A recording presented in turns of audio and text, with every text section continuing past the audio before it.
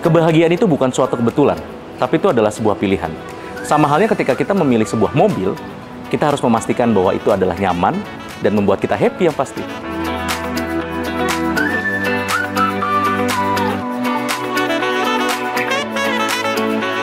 Halo, nama saya Bima. Saya seorang wirausahawan, dan karena kesibukan sehari-hari saya cukup fleksibel, saya banyak menghabiskan waktu saya di jalan untuk traveling. Kenapa saya lebih memilih mobil EV dibanding mobil konvensional? Karena saya ingin embrace the future. EV merupakan masa depan dari sebuah mobil.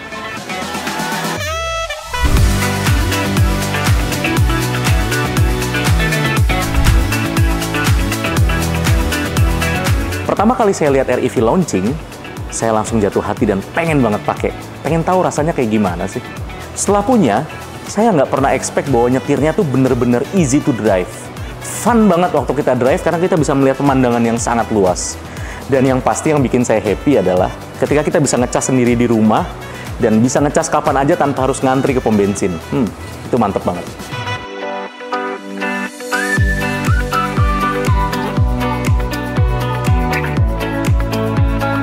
Banyak tetangga saya yang ngomong, saudara saya juga bilang, emang bisa kamu beli mobil listrik dipakai buat pergi jauh?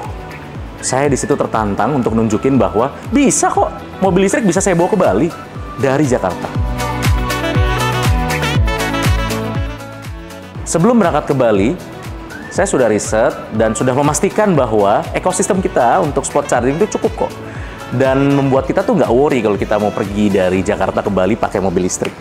Ternyata sudah lengkap kok fasilitas charger untuk mobil listrik di kota kecil. Contohnya Situbondo waktu saya lewat, itu memudahkan dan membuat kita tuh nggak worry takut kehabisan baterai mobil listrik itu.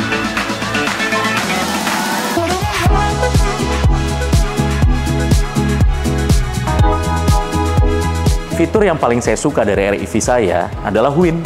Jadi ketika saya mau bayar tol, itu praktis banget karena saya cukup bilang, "Halo Wuling, buka jendela pengemudi dong." Praktis banget. Nggak perlu pencet tombol jadinya. Waktu saya sampai Bali dan saya sampai penginapan, saya nggak nyangka rupanya mobil listrik saya bisa dicas di villa loh. Itu bikin experience saya selama liburan tuh feels like a free. Saya nggak harus beli bensin untuk bisa keliling-keliling di Pulau Bali.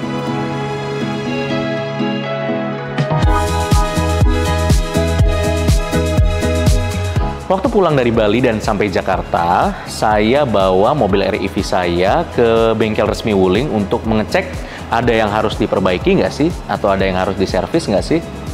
Amazingly, nggak ada loh yang harus diganti.